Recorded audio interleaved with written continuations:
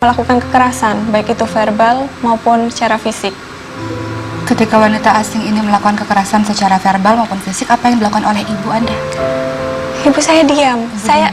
Saya juga heran kenapa ibu saya seperti itu. Sikapnya berbanding terbalik dengan sebelum wanita itu datang ke kehidupan saya. Itu yang saya sayangkan, kenapa ibu saya diam. Begini ya, tadi kita baru saja Anda kehilangan ayah Anda, ya. Apa yang terjadi pada ibu Anda dan kehidupan Anda setelah beliau meninggalkan, pergi begitu saja? Yang terjadi, yang saya ingat, ibu saya kurang ingat ya, waktu itu secara tiba-tiba itu muncul wanita itu, kemudian menghancurkan semuanya, menghancurkan kebahagiaan saya. Waktu itu seorang anak kecil perempuan yang lagi senang-senangnya dengan ibu, seorang ibu, baru aja ditinggal pergi oleh seorang ayah. Pasti kan butuh kehangatan seorang ibu. Tapi tiba-tiba wanita itu mengambil semuanya, apa yang saya miliki. Gitu. Mbak Anis tadi mengatakan wanita tersebut melakukan kekerasan verbal maupun fisik. Boleh diceritakan verbalnya seperti apa, fisiknya Mbak Anis? Verbalnya, tepatnya pas waktu saya SMP. Ya, SMP itu kan saya sudah beranjak remaja. Saya lagi senang-senangnya mencari jati diri. Saya di sekolah, saya ingin sekali mengikuti semua organisasi karena saya senang gitu. Jadi, misalkan saya pulang bukan larut malam. Jadi, pulang itu kan jam 2 harusnya. Saya pulang jam 4, jam 5 itu saya sudah tidak boleh masuk ke rumah. Sama si wanita ini. Saya tidak boleh masuk ke rumah. Apa yang beliau katakan? Yang sebentar. Saya harus di situ ada tetangga saya yang baik hati. Itu setiap kali saya tidak boleh masuk ke rumah, beliau menampung saya di situ. Jadi saya makan di situ, tidur di situ. Dan saya diizinkan pulang itu setelah larut malam. Jadi saya dijemput di situ, dan itu pun bukan dengan cara yang baik-baik. Saya diseret, dijewer dari rumah itu ke rumah sendiri, dan tentu saja semua tetangga melihat. Kurang puas seperti itu, dia memaki saya. Kata-kata yang sampai saat ini masih terngiang dalam pikiran saya. Dia selalu berkata, "Kamu mau jadi apa? Pulang larut malam. Kamu mau jadi pelacur." Itu yang saya ingat. Saya masih kecil waktu itu. Belum tahu apa-apa. Mbak Anis, mohon maaf tadi di awal saya sudah sempat mengatakan karena Mbak Anis bercerita, Mbak Anis juga dilempari oleh wanita tersebut dengan sepatu. Seperti itu? Ya, itu waktu saya beranjak SMA. Itu kan saya sudah agak lebih besar gitu, sudah berani saya. Setiap kali dia berkata kasar, saya melawan. Tapi setiap kali saya melawan, dia dengan tangan. Jadi apapun yang dia lihat, itu dia lemparkan ke saya. Dan salah satunya, itu yang saya ingat, waktu itu saya melawan, saya lupa itu, melawan apa. Kemudian dia mengambil sepatu, dia lemparkan ke muka saya, tepat mengenai bibir saya, sampai berdarah. Ibu saya melihat di situ. Tapi, kenapa ibu saya diam? Justru adik saya yang menghampiri saya. Jadi adik juga melihat yang masih kecil ini? Sambil memeluk. Masih kecil sekali. Dia bilang sudah. Itu yang saya ingat.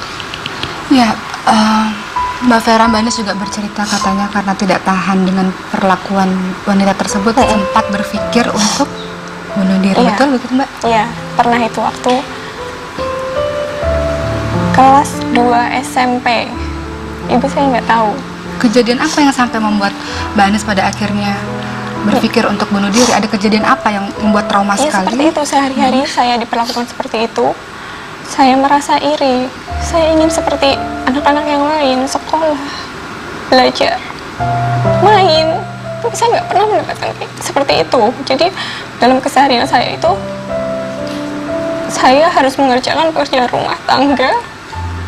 Saya tidak diperbolehkan untuk main. Kebebasan saya di situ itu terkekang gitu. Jadi tidak ada.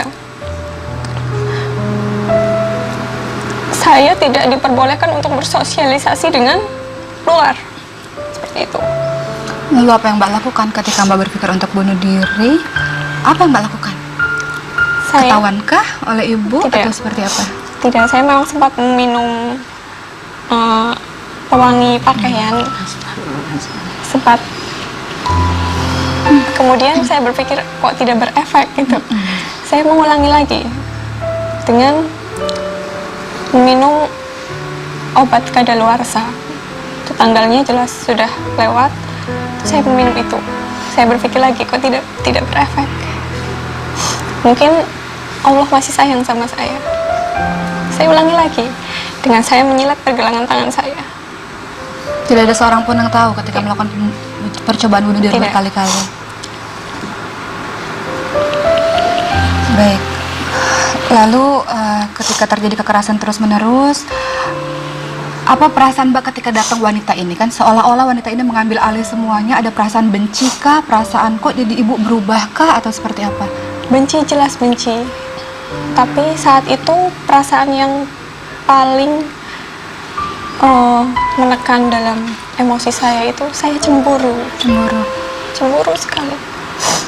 Kenapa saya tidak mendapatkan kasih sayang seperti itu? Kenapa ibu saya justru lebih menyayangi dia? Dia siapa? Sedangkan saya anaknya. Jadi wanita ini hadir di tengah-tengah kehidupan Mbak Anis dengan ibu dan adiknya, seolah-olah menggantikan figur ayah. Padahal tidak tahu ini wanita dari mana, tiba-tiba datang, melakukan kekerasan, kemudian sang ibu diam saja, seolah-olah patuh terhadap wanita asing ini. Begitu Mbak? Baik, Iya. Mbak Vera mungkin ada yang ingin diputar. Pada saat itu Tanyakan Anda lagi. usia berapa sih? Pada saat Perempuan itu hadir dalam kehidupan Anda? kelas 1 SD itu. Masih kelas 1 SD. Masih kecil. Apa yang anak kelas 1 SD lihat ya? Dari hubungan ibu Anda dengan perempuan tersebut, seperti apa? Saya pikir hanya seperti sahabat mungkin. Seperti biasa. Sehingga Anda cemburu, itu yang saya maksudkan. Ya karena mereka selalu bersama, tidak pernah meluangkan waktu untuk saya. Jadi saya pada saat itu saya tinggal satu rumah dengan ibu saya, tapi saya jarang sekali berkomunikasi dengan ibu saya.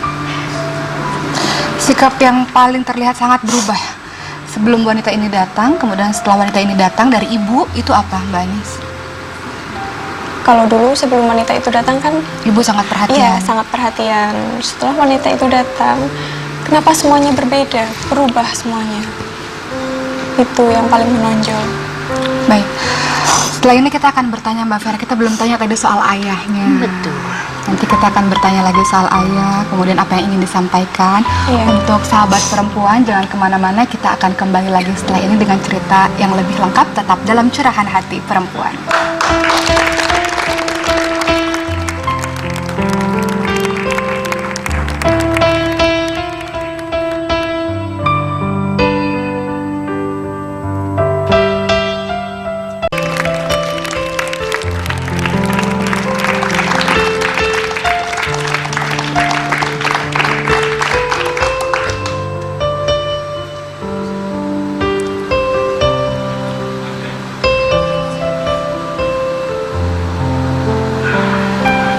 Ditinggal pergi oleh ayah sejak berusia 5 tahun, lalu kedatangan seorang wanita asing yang tiba-tiba mengambil seluruh perhatian sang ibu, sehingga sang ibu lebih mendahulukan sang wanita ini dibanding dengan anak-anaknya sendiri. Betul begitu Iya, Mbak? betul. Yang ingin saya tanyakan, apa perubahan terbesar dari ibu?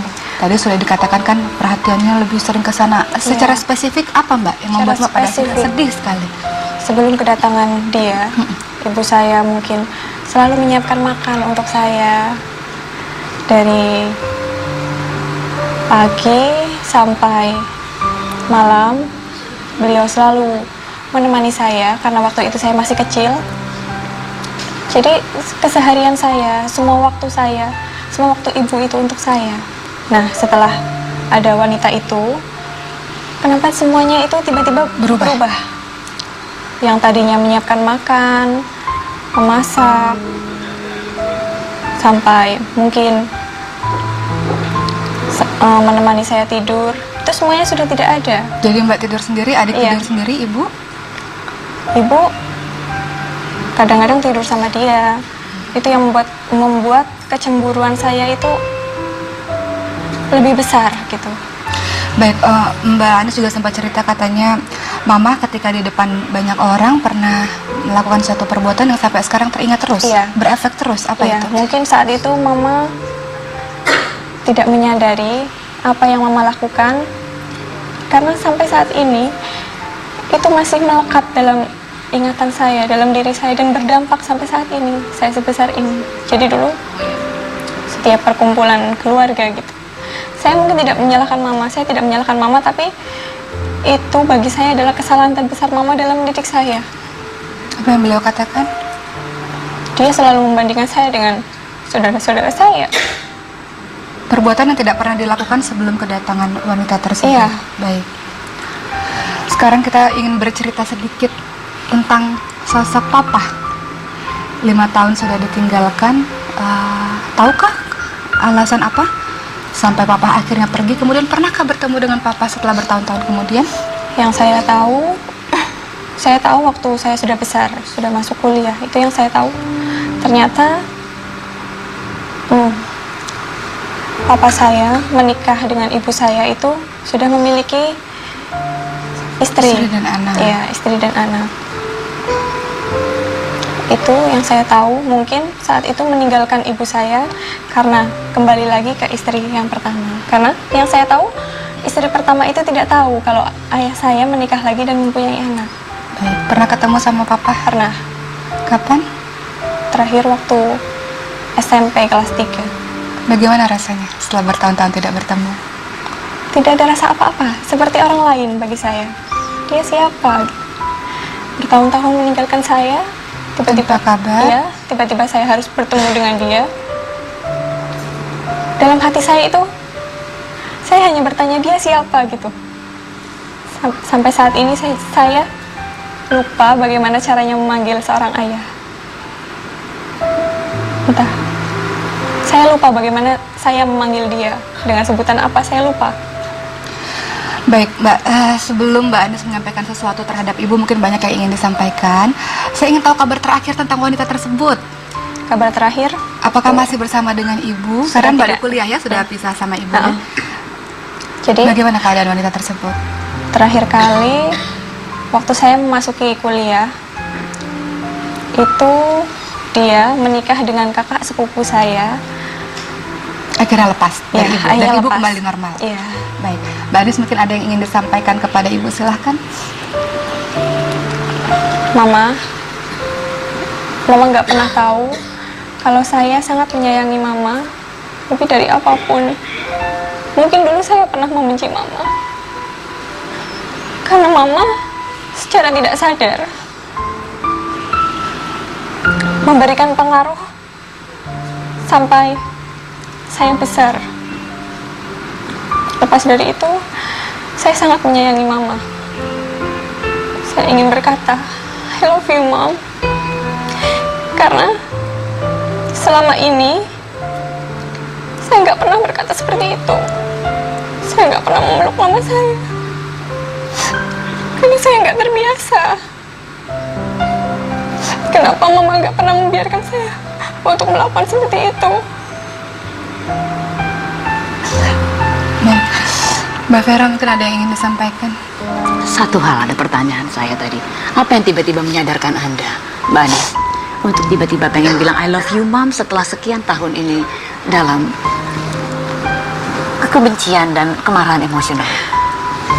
Saya sadar karena saya tumbuh sampai sekarang ini saya bisa kuliah itu karena dari tetesan keringat ibu saya. Itu dia Mbak Oki yang ingin saya sampaikan. Nggak pernah ada yang bisa memahami betapa berat beban seorang ibu. Nggak cuma melahirkan anak, tapi hubungan dengan suami yang ternyata telah beristri dan tidak diketahui sebelumnya. Jadi ibu Anda pun tertipu. Secara emosional dia pun sakit sebetulnya, terluka. Bagaimana perasaan ibu-ibu yang terluka ketika melihat anak-anak yang hasil pernikahan dengan suami yang telah membohongi? Itu yang pertama. Yang kedua, si ibu tidak dinafkahi oleh mantan suaminya, membesarkan 2 anak hingga kuliah dengan bekerja sebagai seorang pendidik. Luar biasa. Betapa tergerus secara emosional ibu sebetulnya ya. Jadi mesti melakukan, menemani anak. Ini pekerjaan yang nggak dihitung loh oleh manusia loh. Lihat ya, nggak cuma berperan sebagai penafkah loh, tapi bekerja secara emosional, nemenin anak, ngasih makan anak, membacakan cerita, ngajak jalan-jalan. Butuh kekuatan emosional yang seperti apa nih gitu loh ya. Ini berat sekali. Apalagi tadi ada anak yang kebutuhan emosinya tinggi atas ibunya. Dan ini yang tadi saya saksikan, saya khawatir. Jangan-jangan harapan Anda sewaktu kecil, ya, sampai remaja, sampai kemudian kuliah adalah harapan anak-anak yang secara emosional cintanya masih immature. Jadi ngelihat ibu untuk dimiliki sendiri, padahal ibu pun punya kehidupan pribadi. Ya, kita nggak bilang bahwa teman perempuan tadi mungkin ada hubungan dengan hubungan lesbian dan lain. No, perempuan biasanya memang butuh teman hangat, dekat, meskipun itu hanyalah sahabat sesama perempuan. Demikian Mbak Ogi. Baik, mungkin Mbak Anis ada yang ingin disampaikan kepada sang wanita tersebut. Silakan, Mbak Anis. Saya hanya ingin menyampaikan, saya memaafkan apa yang sudah Anda lakukan dalam hidup saya, sampai mengubah semua apa yang saya miliki, mengubah kehidupan saya. Saya hanya meminta, Anda mempunyai anak, tolong jangan perlakukan dia seperti Anda memperlakukan saya. Itu saja. Masih ada kemarahan tampaknya ya? Iya. Baik, Mbak Anis tadi mengatakan sudah memaafkan Mbak Vera. Walau di ujungnya tadi Ada mengatakan ada kekecewaan. Ya? Ini yang nanti kita akan bahas Iya, ya. betul sekali. Mbak Anis, mungkin kalau sedikit saya bisa sampaikan, justru dengan skenario hidup orang kan berbeda-beda. Mbak Anis diuji dengan cara seperti ini. Mbak Vera juga punya ujiannya sendiri. Sahabat-sahabat perempuan di sini juga punya ujiannya masing-masing. Tapi jelas bahwa ketika Allah memberikan satu ujian, Mbak Anis bisa menjadi Mbak Anis yang sekarang, yang matang, yang ketika flashback ke belakang harusnya lebih banyak disyukuri. Iya. Karena kalau nggak Mbak Anis nggak bisa sekarang. Kalau hidupnya anak terus mungkin jadi lupa sama Allah. Iya. Mungkin Alhamdulillah. nggak cinta banget sama ibu. Sekarang kan jadi ibu kembali normal lagi, ada rasa cinta lagi, hatinya juga udah bersih, udah memaafkan. Mudah-mudahan kehidupan kedepannya dengan hati yang lebih lapang, penuh dengan pemaafan yang luar biasa, kehidupannya lebih enak. Di hatinya nggak ada dendam lagi. Nanti Mbak Vera akan menjelaskan itu. Baik, untuk sahabat perempuan jangan kemana-mana. Setelah ini kita akan membahas salah satu seorang sahabat perempuan yang diselingkuhi oleh sang suami, bahkan selingkuhannya itu dibawa pulang ke rumah. Bagaimana kisahnya? Jangan kemana-mana, kita kembali lagi setelah curahan hati perempuan.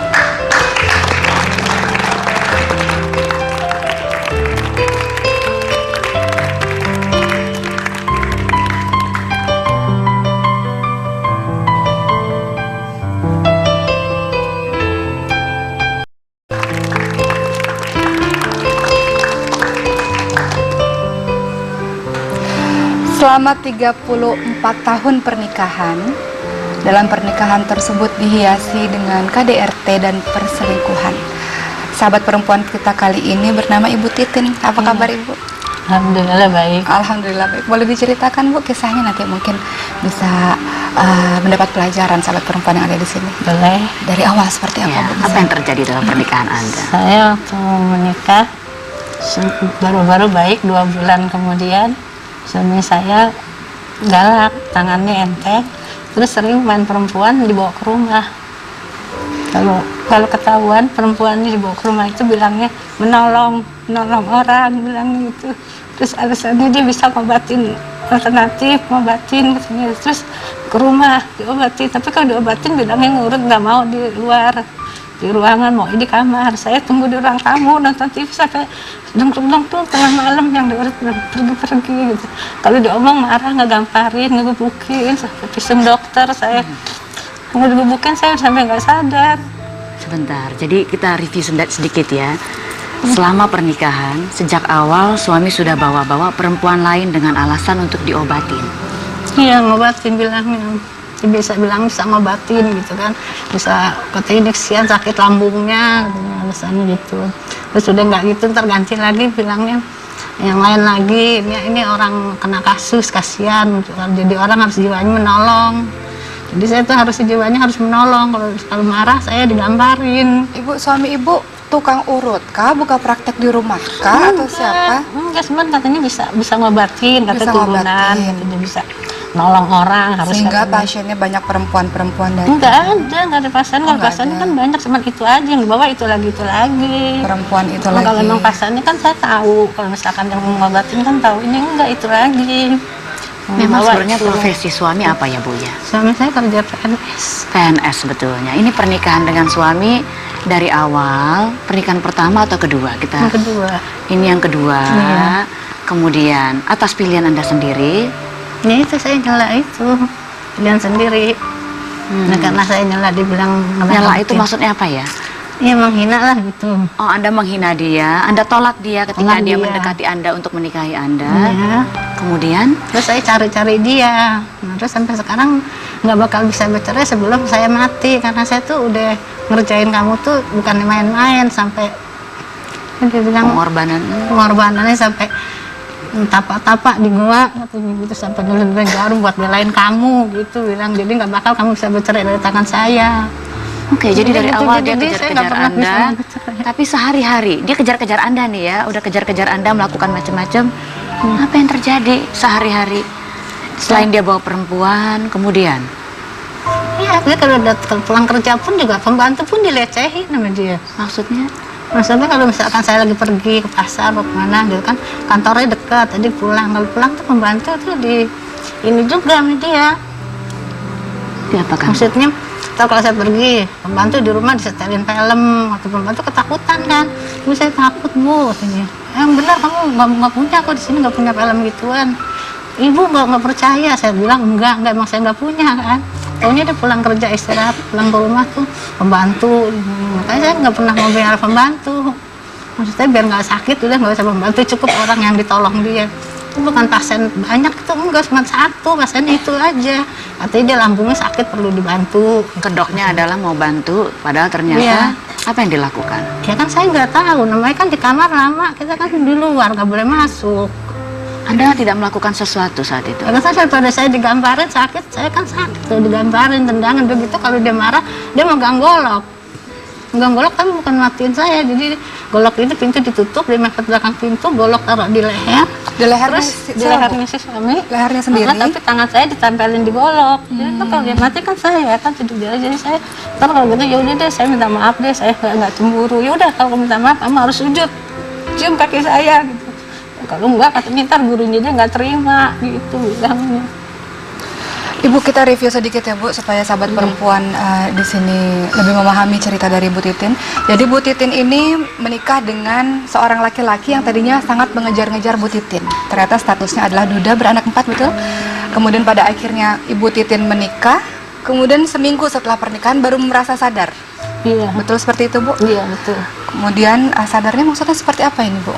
Karena saya bilang, kok saya punya suami gini gitu kan, jadi bukan pilihan saya kan, ya saya kabur orang.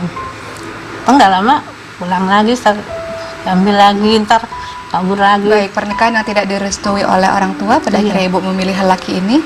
2 bulan pernikahan ternyata ada KDRT dan beliau membawa perempuan datang ke rumah dengan alasan ingin mengobati. Iya.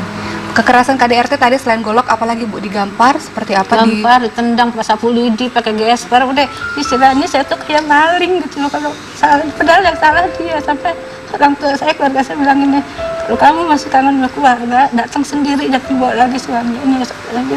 Jadi saya karena kalau kemana saya dari juga sendiri, nggak pernah saya diantar. Kalau saya bilang, Mas saya sakit antar saya, katanya. Sama yang lain juga bisa, kata jalan sendiri, nggak pernah saya diantar. Makanya sekarang ini udah pensiun DP, kalau mau pergi mau ngantar, saya bilang dulu kemana aja saya nggak mau, makanya saya udah nggak bisa ini lah. Jadi beliau mengajarkan pada Ibu untuk senantiasa membantu orang sakit, tapi sama istrinya sendiri, istrinya sakit. Nggak pernah dibantu, nggak pernah pernah diantar. dibantu. Saya sakit tayang pun tetangga yang bawa. Baik, suami yang melakukan KDRT, kemudian perselingkuhan, tadi Ibu katakan ada pembantu rumah tangga juga diperlakukan seperti itu. Apa komentar para tetangga? Kan itu pasti mbak-mbaknya cerita-cerita. Iya, tetangga juga sempat bilang mau bertahan amat sih, sampai pernah sekali saya ya, ada temen sampai bilang gini, udah keluar aja dari situ, ntar saya iniin, katanya kamu masih muda masih bisa. Terus nggak pernah bisa kan, sampai saya bilang kamu tuh nggak bakal bisa lepas dari saya, nggak bakal bisa berpaling, siapapun nggak ada yang bisa mau sama kamu karena udah saya gembok, misalnya gitu. Jadi gembok tuh udah saya pegang kuncinya, jadi sebelum saya mati kamu nggak bakal bisa lepas dari saya. Ibu beliau menafkahi Bu Saya sebulan dikasih 450.000. 450.000 untuk menghidupi Ibu dan berapa anak? Semua. 4 anak dari beliau dan Ibu. Enggak, ini sekarang ini 450, kemarin-kemarinnya saya emang nggak pernah, jadi saya dikasih diterima, nggak dikasih udah saya bisa sendiri. Tadi kalau sekarang saya dikasih 450.000, 20.000, kadang 3 hari 5 hari baru dikasih lagi. Oke, sudah tidak dinafkahi secara finansial, secara ekonomi, digampar-gamparin, dia bawa perempuan. Udah parah saya. Baik, Ibu, kita ingin mendengar cerita Ibu lebih lengkap lagi tentang suami dan apa yang membuat Ibu bertahan sampai 34 tahun setelah ini ya Bu. Terutama tentang gembok itu ya, Mbak. Ya, dan untuk sahabat perempuan semua jangan kemana-mana karena setelah ini kita akan mendengar cerita lengkap dari Ibu Titin. Kita kembali lagi setelah yang satu ini, tetap dalam curahan hati perempuan.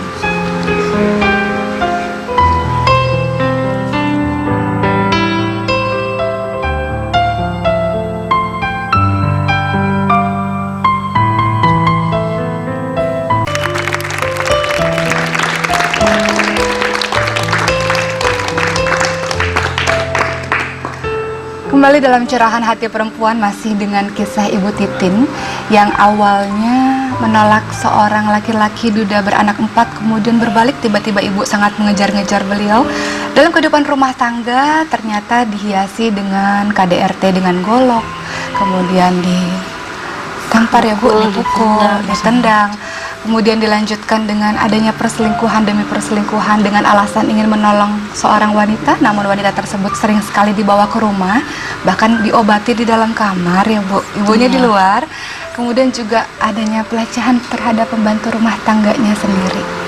Dengan 34 tahun pernikahan dihiasi dengan hal seperti itu, tekanan psikis yang Ibu alami, Ibu katanya sempat datang ke psikiater, betul Bu? Iya. Boleh diceritakan Bu? Iya, waktu itu saya kan jadi tiap hari itu berat badan saya kan turun drastis, nggak pernah mau keluar gimana. Terus saya pernah dulu nonton Dokter Herman Susilo, keluhannya apa yang saya tonton sama saya datengin. Situlah saya sakit di 2 tahun, saya dirawat, nggak dirawat ditinggal tapi pulang berobat jalan karena nggak kuat saya. Jadi kalau ngeliat suami ngeliat anak tuh kayaknya takutan aja gitu. Karena kalau ngomong suami bawa perempuan, kalau saya ngomong kan nanti saya digampar, saya takut, jadi saya nahan sendiri. Saya nggak bisa tidur, nggak bisa makan, nggak bisa apa gitu kan, selalu ketakutan. Stres berarti depresi ya Bu? Iya. Ibu punya anak dari suami?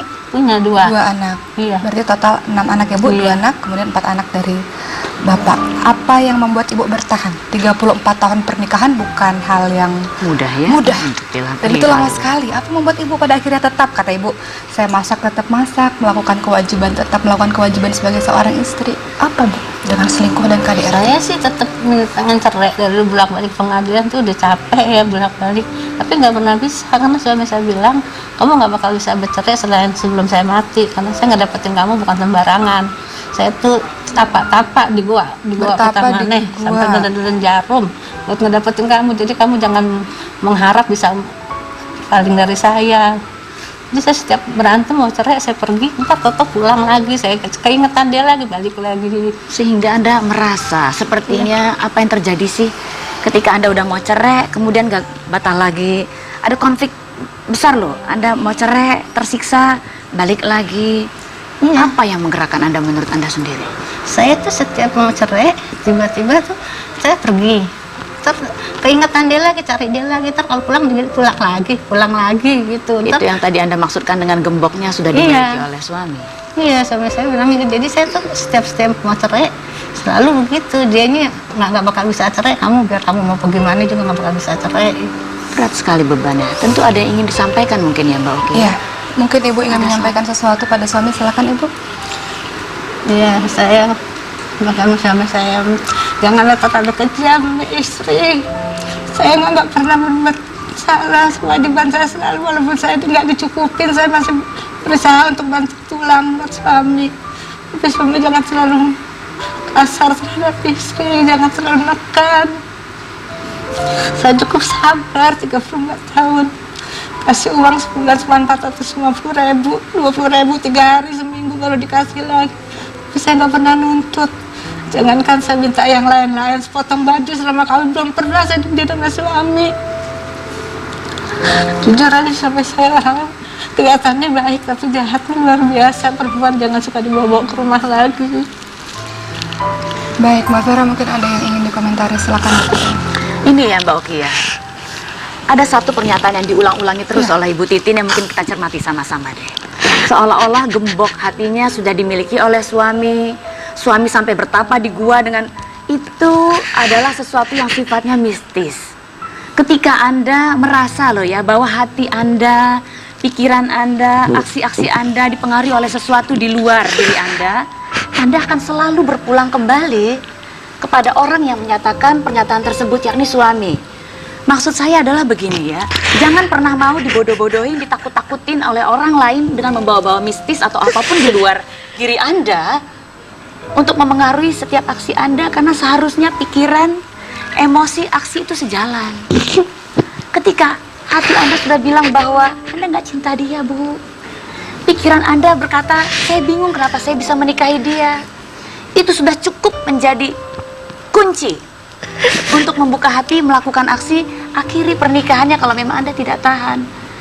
Pernikahan ini sudah membawa keburukan buat Anda karena Anda secara finansial terlantar, secara emosional dimanipulasi, disakiti, secara psikis dan fisik itu sudah habis-habisan selama 34 tahun. Artinya apa? Saya khawatir Anda terlalu takut dengan sesuatu yang ada di luar Anda, sehingga ketakutan-ketakutan itu yang membawa Anda selalu berlabuh padanya, padahal dia bukan pemegang hati Anda. Hati Anda dimiliki oleh diri Anda sendiri. Sebetulnya begitu Mbak Oki. Ya, Bu Titin, ini terkadang kita di zaman modern ini, Mbak Vera, itu suka nggak percaya dengan mistis-mistis ya. Padahal sebenarnya alam gaib itu sebenarnya ada. Oleh karena itu memang kita dianjurkan untuk senantiasa membaca zikir pagi dan petang. Itu ruqyah terbaik, ruqyah diri sendiri. Apa yang dibaca? Ayat-ayat suci Al-Quran. Membaca zikir, membaca Al-Fatihah, Qul huwallahu ahad, Qul a'udzu birabbin nas, Qul a'udzu birabbil falaq, ada ayat kursi, surat Al-Baqarah dan masih banyak yang lainnya.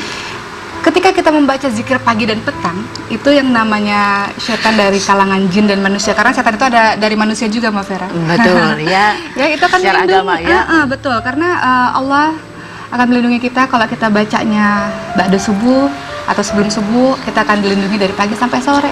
Nanti pada asar baca lagi zikirnya, Allah akan melindungi dari sore sampai pagi lagi. Jadi nasihat juga untuk saya untuk senantiasa mengisi diri kita dengan zikir, sehingga kalau ada hal-hal yang aneh-aneh masuk-masuk, insya Allah nggak mempan nanti. Tapi Ibu Masya Allah ini luar biasa, karena masih melakukan kewajibannya sebagai seorang istri setelah semua hal yang dilakukan oleh sang suami yang terjadi. Jadi nggak ada yang sia-sia, Bu. Kebaikan sebiji zarah pun itu pasti Allah akan lihat, nggak ada yang sia-sia. Mungkin di dunia kelihatannya sia-sia aja, tapi Bu, pahala Ibu banyak sekali. Ya Bu ya. Setelah ini kita akan kembali lagi tentu saja dengan Bu Titin dan Mbak Anis yang akan menceritakan atau memberikan sesuatu yang bisa bermanfaat untuk kita, pencerahan. Dan kemana-mana kita kembali lagi setelah ini, tetap dalam Curahan Hati Perempuan.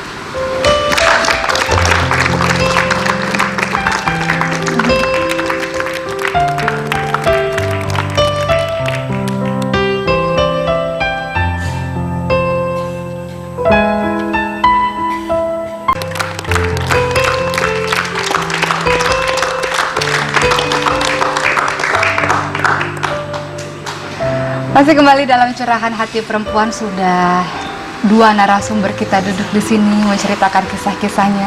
Sedikit saya mereview tentang Mbak Anis tadi, menceritakan bahwa ketika usia 5 tahun ayahnya meninggalkan, bahwa ternyata ibunya adalah istri kedua. Ya. Kemudian ayahnya meninggalkan, datanglah seorang wanita asing yang mengambil alih dan menggantikan figur ayah dan melakukan kekerasan sampai berbelas-belas tahun, ibu sifatnya berubah, sikapnya berubah, ada rasa kehilangan sosok ibu juga di situ. Namun ketika sang wanita telah menikah dengan orang lain, kehidupan kembali menjadi normal. Mbak Anies sekarang sudah berkuliah di Universitas Negeri pula di Semarang, yang tentu saja sangat susah untuk masuk ke universitas tersebut. Mungkin kalau saya boleh memberi sedikit masukan bahwa kita jangan terlalu sering melihat ke belakang dan masih menyimpan rasa benci, rasa kesal. Tapi kalau kita lihat ke depan, sekarang kehidupannya sudah baik. Tadi Mbak Adi sempat mengatakan, aku sebenarnya udah nggak perlu lagi sosok ayah, karena kehidupanku sekarang sudah bahagia dengan ibu dan adik. Tapi ingat bahwa seburuk apapun ayah, seburuk apapun orang tua, saya harus mengingatkan berkali-kali, tetap kita tidak akan pernah bisa lahir di dunia ini tanpa sosok mereka. Oleh karena itu, sekarang lost contact sama ayah kan? Cari nomor telepon ayah, cari nomor telepon papa, jaga hubungannya, tetap silaturahim, karena satu hari kan ingin menikah kan? Tetap harus ayah yang jadi walinya. Jadi nggak boleh memutuskan tali silaturahim dengan ayah kandung sendiri. Cari ayah ya, sambung tali silaturahim ya. Oke. Baik, mungkin Mbak Vera silakan memberikan masukan untuk kedua Untuk kedua narasumber di sini ada satu hal yang menarik, Mbak Oki. Dua-duanya punya situasi emosi yang dipengaruhi oleh orang-orang di luar sana. Mbak Anies, Anda sudah 21 tahun. Sebetulnya secara psikologis di usia 21 tahun individu itu sebetulnya sudah masuk kategori dewasa. Meskipun masih kuliah ya. Dewasa secara emosional artinya apa? Anda tak lagi bergantung secara emosional dengan ayah atau ibu. Ya, itu sebab tadi Anda mampu berkata, ya, sorry Pak, I'm sorry goodbye dengan papanya gitu misalnya. Itu adalah ciri orang 21 tahun, namun tadi Anda cantik, Anda cerdas, itulah kekuatan yang Anda bisa tumbuhkan untuk diri Anda menjadi perempuan mandiri seperti ibu Anda kelak. Ya, tadi satu hal, Anda sudah memaafkan ibu kan? Yang membuat Mbak Anies mudah memaafkan ibunya adalah karena dia ingat perjuangan ibunya nggak mudah. Itu yang membuat perilaku ibunya berubah. Tapi ada satu hal yang mungkin Anda lupakan. Apakah Anda sudah memaafkan teman perempuan ibu Anda? Insya Allah saya maafkan. Untuk lebih mudah memaafkan teman perempuan ibu, karena tadi masih ada sisa kemarahan ya tadi saat kita belum mengakhiri sesi yang terakhir dengan Anda. Satu hal, apapun yang dia pernah lakukan pada Anda, dia pernah menjadi sahabat terbaik buat ibu Anda, yang membuat ibu Anda tangguh, mampu menyekolahkan dan membiayai kuliah Anda dan adik-adik. Dan adik yang berdua, Anda berdua dengan saudara, gitu maksudnya. Itu yang satu untuk Mbak Anies. Untuk Ibu, Bu Titin, di luar ini ada kekuatan besar, betul. Tuhan, itu pasti. Tapi ada satu hal kekuatan yang juga besar di dalam sini. Namanya willpower. Kekuatan kehendak Anda, kekuatan pikiran Anda. Manifestasinya dalam bentuk apa? Doa. Di psikologi kita juga mengenal doa sebagai aspirasi tertinggi Anda, bahwa Anda ingin kehidupan yang terbaik untuk Anda secara emosional. Satukan, selaraskan pikiran, hati dan tindakan Anda bahwa Anda ingin memiliki kehidupan yang lebih baik ke depan. Bukan karena ada gembok-gembok di luar sana yang memang mengunci hati Anda, bukan. Anda yang menggerakkan isi hati Anda sendiri, Anda yang menggerakkan pikiran Anda sendiri. Katakan pada pikiran Anda ingin kehidupan yang lebih bahagia, meskipun seorang diri, Anda punya anak-anak, Anda juga mandiri secara finansial, Anda bekerja. Katakan kepada hati Anda, tanyakan pada hati Anda masih mencintai dia nggak sih sebetulnya? Masih cinta nggak? Anda tidak cinta padanya. Baik. Ya, sehingga aksi Anda jelas. Baik. Katakan, Pak, I'm sorry goodbye.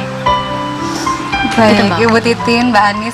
Memang kalau kita tahu bahwa doa orang yang dizolimi itu pasti didengar oleh Allah, tapi alangkah lebih baik kalau kita memaafkan. Ibu Titin insya Allah sudah tahu langkah apa yang harus dilakukan. Mbak Anies mudah-mudahan hatinya bersih penuh dengan maaf.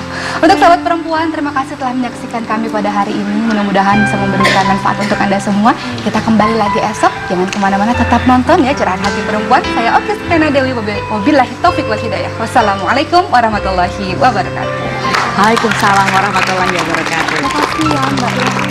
Ibu Titin.